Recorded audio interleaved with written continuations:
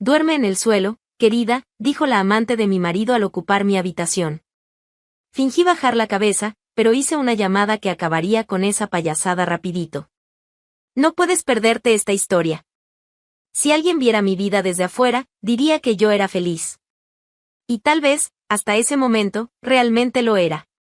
No sabía que mi paz tenía fecha de vencimiento. No sabía que un día común, una tarde cualquiera, guardaría la chispa que incendiaría todo. Mi nombre es Isabel. Trabajo en una papelería en el centro de San Miguel de Allende, una ciudad colonial donde las paredes tienen colores de fiesta y los vecinos sonríen como si nada en el mundo pudiera salir mal. Pero la verdad es que muchas cosas pueden, y salen. Volver a casa siempre fue un alivio. Vivir con Adrián era, hasta hace poco, algo liviano. No era perfecto, pero tampoco me había dado motivos para dudar. Era educado, trabajador, e incluso cariñoso en los días indicados. Nuestro matrimonio tenía una especie de armonía silenciosa, de esas que se construyen más por la rutina que por la pasión. Y yo creía que eso estaba bien. Adrián era ingeniero y pasaba mucho tiempo fuera. A veces volvía cansado, otras, estresado. Pero nunca agresivo, nunca indiferente. Al menos, no hasta entonces. Cuando algo le molestaba, no lo decía, y yo, ingenua, pensaba que solo era su manera de ser. Creía que el silencio de los hombres era un tipo de amor callado. No lo era. Mi vida estaba llena de pequeñas certezas, la llave de casa en el fondo del bolso, el olor del suavizante en la ropa tendida, el sonido de sus zapatos cruzando la puerta al atardecer. Y también estaba doña Carmen, su madre. No vivía con nosotros, pero vivía cerca. Tenía una casa encantadora en el barrio de arriba y un temperamento tan fuerte como su presencia. Cuando nos veíamos, generalmente los fines de semana, me trataba con un cariño raro. Me llamaba mi niña, ofrecía consejos que venían más como órdenes disfrazadas de afecto. Nunca se metía en nuestro matrimonio, pero siempre encontraba la forma de recordarme que estaba allí, cerca, como un pilar. Confieso que al principio desconfié. Suegra es un título que carga historias de guerra. Pero con el tiempo, fui notando que Carmen era diferente. Tenía una forma directa, sin rodeos, pero me acogía como quien ya había decidido quererme. A veces, cuando Adrián estaba demasiado ausente, era ella quien me hacía sentir parte de algo. Y aunque no compartíamos el mismo techo, llenaba vacíos que él ni siquiera notaba. Y era en ese equilibrio frágil, hecho de rutina, silencios y apariencias, que mi vida seguía su curso. Me levantaba temprano, preparaba café, me ponía mi uniforme azul de la papelería, recogía el cabello en un moño rápido y salía por las calles empedradas con la impresión de que todo estaba donde debía estar. Hasta que dejó de estarlo. Recuerdo perfectamente lo que vestía ese día, jeans oscuros, blusa blanca de lino, aretes pequeños de perla. Recuerdo el calor seco de la tarde, las charlas intrascendentes en la tienda, los pasos apurados de regreso a casa. Nada, absolutamente nada, señalaba lo que me esperaba del otro lado de la puerta. Mientras caminaba por las calles floridas de San Miguel, pensaba en hacer arroz con lentejas para la cena. Pensaba en llamar a doña Carmen al final del día, contarle sobre una clienta graciosa que había pasado. Pensaba en cosas comunes. En cosas pequeñas. Esas que solo importan cuando todo está bien. Pero la vida no avisa. Las fachadas coloridas, que siempre me parecieron acogedoras, ahora me dan náusea cuando paso frente a ellas. Porque aprendí, de la peor manera, que no todo lo que brilla es certeza. Y que las casas bonitas también esconden mentiras feas. Hasta esa tarde, yo creía haber construido un hogar. No un castillo, ni una historia de novela. Pero un lugar seguro. Un lugar mío. Me equivoqué. Me equivoqué feo. La puerta estaba entornada. Eso ya debería haberme alertado. Adrián nunca dejaba la puerta así. Era meticuloso. Tenía la manía de cerrar todo 2 veces, de revisar ventanas, de asegurarse de que nada quedara vulnerable. Pero ese día, ahí estaba, apenas cerrada. Como si la hubieran olvidado. Como si la casa me estuviera avisando que algo había cambiado, pero yo no entendí. Entré sin prisa. Llevaba una bolsa con pan y leche. Mi turno en la papelería había sido agotador, y todo lo que quería era tirarme en el sofá, quitarme los zapatos y, tal vez, Tal vez oír la voz de mi marido diciendo algo banal, algo tonto. Cualquier cosa que sonara familiar. Pero la casa estaba extraña. Demasiado silenciosa. No el tipo de silencio pacífico, sino ese silencio denso, cargado. El tipo de silencio que precede el estallido de un trueno. Llamé. ¿Adrián? Ninguna respuesta. Caminé hacia la cocina. La luz estaba encendida, pero no había nadie. El olor en el aire era distinto. Un perfume dulce, exagerado, sofocante, que definitivamente no era mío. Un perfume barato e invasivo, que parecía apoderarse del espacio con arrogancia. Subí las escaleras con el corazón en un puño. Algo en mí ya lo sabía. El cuerpo aún obedecía, pero el alma ya gritaba. Había una pulsación en las sienes, un peso en los hombros, una urgencia sin nombre. Llegué al cuarto. La puerta estaba entreabierta. La empujé con la punta de los dedos. ¿Y lo que vi? Lo que vi destruyó todo. Adrián. En la cama. Con otra mujer.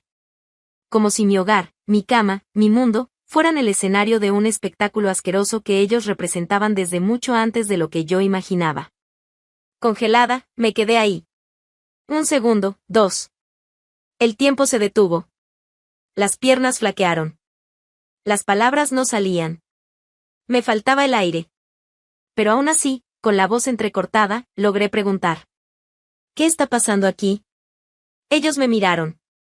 Ella, morena, cuerpo curvilíneo, ojos desafiantes, se acomodó la sábana como si tuviera derecho a ese gesto. Como si eso le perteneciera.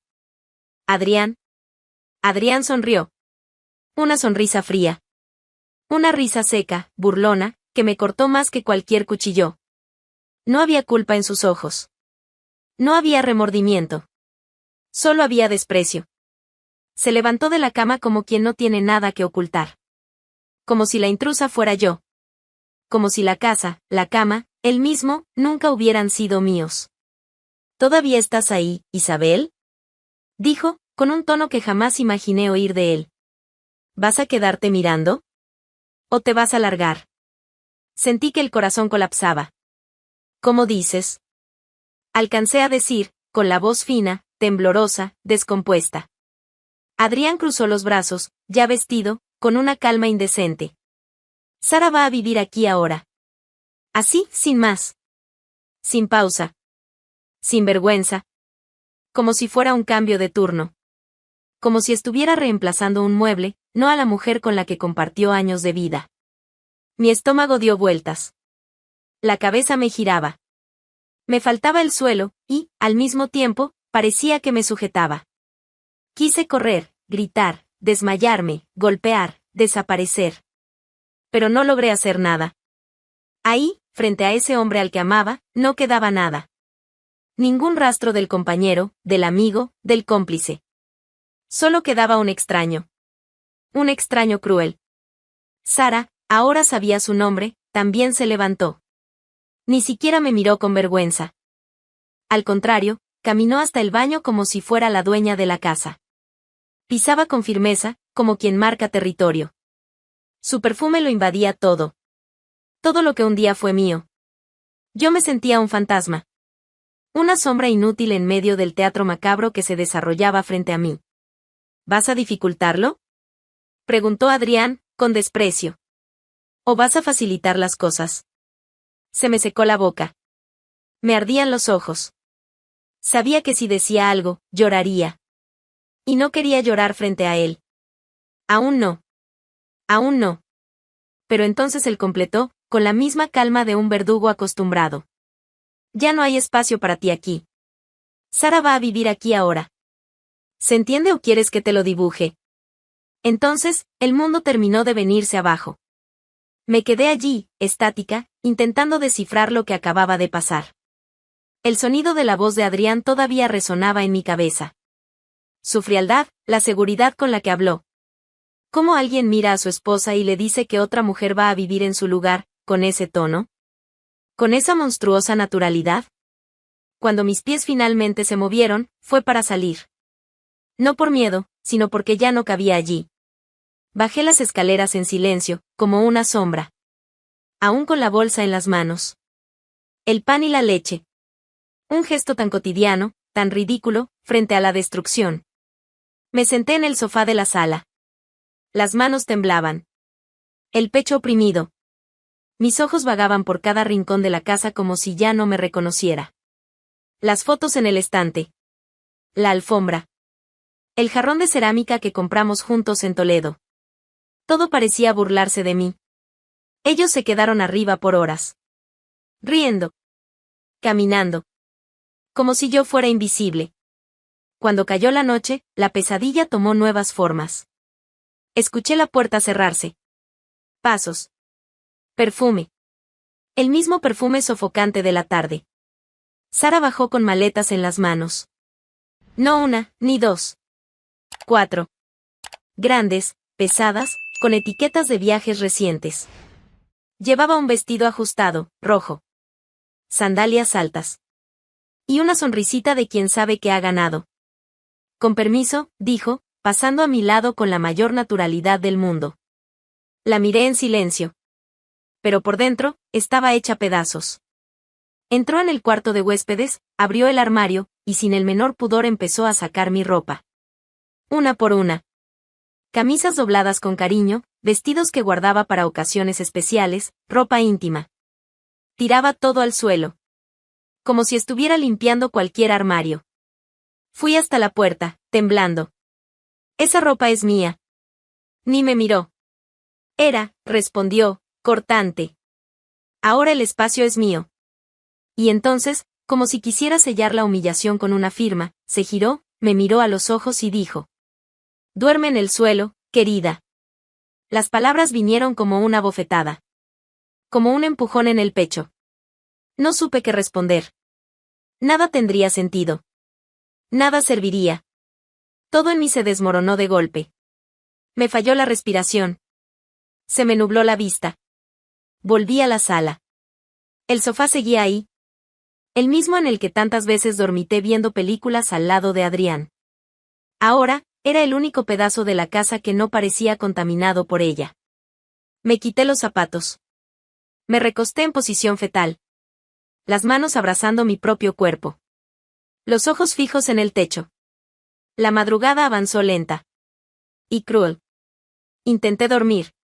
No pude. Intenté no llorar. Fracasé. El sollozo vino como una niña herida que no podía controlar. La almohada improvisada mojada con las lágrimas de quien ya no sabe dónde está el suelo. O dónde está su propio corazón. Y fue en ese agujero oscuro, en ese punto donde el alma parecía implosionar, que algo en mí cambió. La tristeza, sofocante, empezó a dar lugar a otra cosa. Un calor, un impulso, un hilo de voz que susurraba, basta. No fue un grito. Fue casi un susurro. Pero era mío. Mi primer pensamiento de supervivencia. Las manos, aún temblorosas, buscaron el teléfono en la bolsa. Encendí la pantalla. La hora, 3:17. El silencio de la casa solo era interrumpido por las risas apagadas que venían del cuarto. Mi pecho ardía. Y entonces, hice lo que parecía la única cosa posible en ese momento. Marqué. Doña Carmen. La llamada tardó en conectar. Tuve miedo de que no contestara. De que estuviera dormida. De que me dijera que descansara y lo dejara para mañana. Pero contestó. Y bastó con que dijera Isabel, para que mi voz se rompiera por completo. Doña Carmen, susurré. Necesito hablar con usted. Hubo un silencio. Pero era un silencio distinto. No el de la casa. Era un silencio atento. Presente. Y entonces, sin poder contenerme, me derrumbé. Las palabras salieron atropelladas, ahogadas en lágrimas. Le conté lo que vi. Cómo me echó. Como ella, Sara, invadió mi casa, mi espacio, mi todo. Le hablé de la humillación, del dolor, del suelo que me faltaba. Y todo lo que respondió fue: esto no se va a quedar así. Colgué con el corazón desbocado. El dolor seguía ahí. Pero ahora estaba acompañado de una llama. El sol salió sin prisa esa mañana. No dormí. Permanecí en el sofá como una testigo de mi propia ruina. A cada minuto, revivía la escena de la noche anterior, como si mi mente quisiera asegurarse de que no fue una pesadilla. A las 7 de la mañana, escuché el sonido que lo cambió todo, una camioneta frenando bruscamente frente a la casa. Se oyeron 3 portazos. Y, enseguida, el timbre. Me levanté lentamente. Me acerqué a la ventana. Y allí estaba ella. Doña Carmen. Vestido oscuro, cabello recogido en un moño firme, ojos encendidos. A su lado, 2 hombres que no conocía, grandes, con manos que parecían hechas para cargar el peso de otros. Abrí la puerta antes de que tocara de nuevo. Ella me miró. Ni un abrazo. Ni una palabra. Solo pasó junto a mí como una tormenta silenciosa que sabía exactamente dónde y a quién golpear. Subió las escaleras directo. No esperé. Fui detrás. En la cima, Adrián salía del cuarto. Sara venía detrás, con cara arrugada de quien había dormido poco o demasiado. ¿Mamá? Dijo él, sorprendido. No me llames mamá, respondió Carmen, con un veneno en la voz que jamás le había escuchado. Adrián sonrió, nervioso. ¿Qué estás haciendo aquí? Poniendo fin a esta payasada, respondió ella. Sara cruzó los brazos.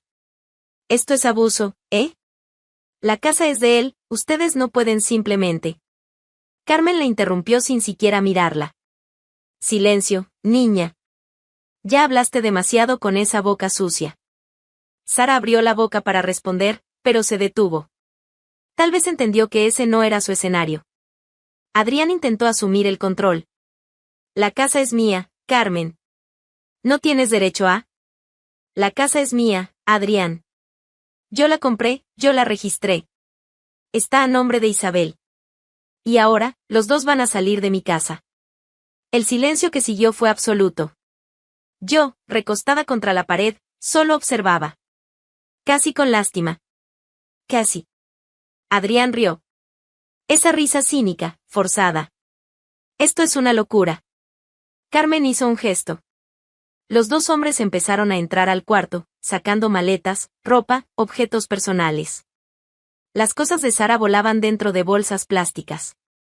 Las de Adrián ni siquiera fueron dobladas. No pueden tocar mis cosas, gritó Sara.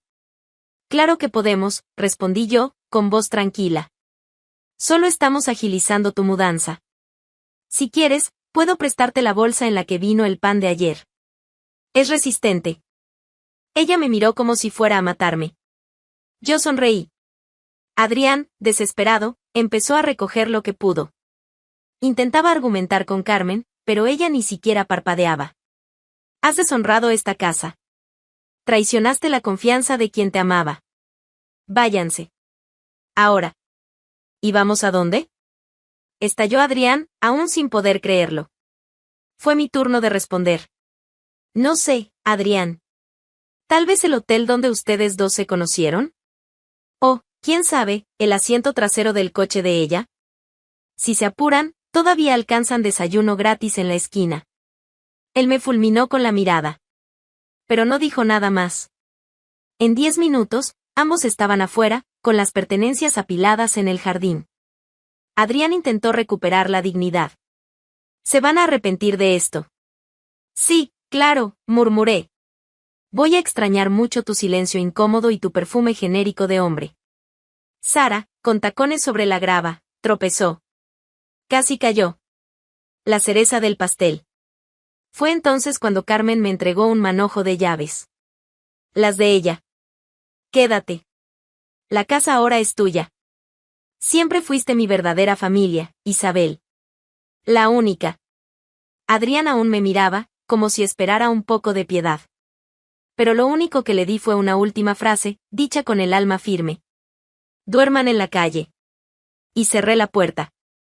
Dicen que cuando alguien se hunde por cuenta propia, la caída es más rápida que cualquier empujón. Y Adrián, bueno, él se desplomó con la misma arrogancia con la que me traicionaba. Después de la expulsión, se fue con aires de quien aún tiene el control de la situación. La cabeza en alto, el mentón firme, como si fuera una víctima de injusticia. Pero la verdad es que se fue cargando no solo maletas, sino el peso de su propia estupidez. Y todavía no sabía cuán pesado era ese peso. Al principio, todavía tenía a Sara a su lado. La compañera de cama y traición. Estaban juntos cuando entraron en un cuartito estrecho y húmedo en las afueras de San Miguel. Un lugar con lo mínimo necesario, colchón de espuma, un ventilador que rechinaba y paredes húmedas. Nada que recordara la vida cómoda de antes. Y pronto quedó claro, Sara no había nacido para compartir miseria. La primera noche, se quejó del agua fría. La segunda, del olor del colchón. La tercera, hizo las maletas. La cuarta, desapareció. Adrián ni siquiera tuvo tiempo de sorprenderse. Ella se fue sin avisar, como una huésped aburrida que se da cuenta de que el hotel quebró. Dejó una nota escrita con prisa y arrogancia. No soy una mujer que viva con poco. Buena suerte. Él se quedó ahí. Solo. Sin ella, sin casa, sin apoyo. Intentó pedir refugio a amigos, colegas de trabajo, incluso a un primo lejano cuyo rostro apenas recordaba. Algunos contestaron el teléfono, otros ni eso. Pero nadie quería a un hombre cargado de vergüenza y escándalo. Adrián se volvió sinónimo de tragedia social. San Miguel de Allende, con sus calles habladoras y balcones indiscretos, se encargó de esparcir la noticia con eficacia. Entonces intentó recurrir a la empresa de la familia. Tocó la puerta como si aún fuera el hijo querido. Pero la recepción fue corta y dura. La recepcionista ni lo dejó pasar. Órdenes de doña Carmen, señor. Lo dijo sin titubear, sin parpadear. Él intentó insistir. Soy su hijo. Y justamente por eso, señor. Buenas tardes. Fue echado como si fuera un extraño. Y, en ese instante, realmente lo era. Extraño a su propia historia, excluido de su propio apellido. Con el orgullo herido y el ego destrozado, tomó la decisión más baja, demandó a su propia madre. Sí. Adrián Martínez demandó a doña Carmen. Quería la casa de vuelta, exigía indemnización, alegaba abandono, difamación, incluso usurpación patrimonial. La demanda era tan ridícula como él. Y, como todo en su vida reciente, el resultado fue otra caída. La justicia fue clara, la casa está a nombre de Isabel. Documentos firmados, registro consolidado. Punto final. Perdió en el papel, como ya había perdido en la vida. Mientras tanto, yo escuchaba los ecos de todo eso como quien oye las noticias de un país lejano. No leía los detalles, no buscaba saber más de lo necesario. Solo escuchaba, por encima, y volvía a mi taza de té, a mi nueva alfombra en la sala, a mi silencio reformado. El dolor todavía vivía aquí, pero ahora pagaba alquiler. No hubo un día exacto en que me sentí bien. La cura no llegó como un evento.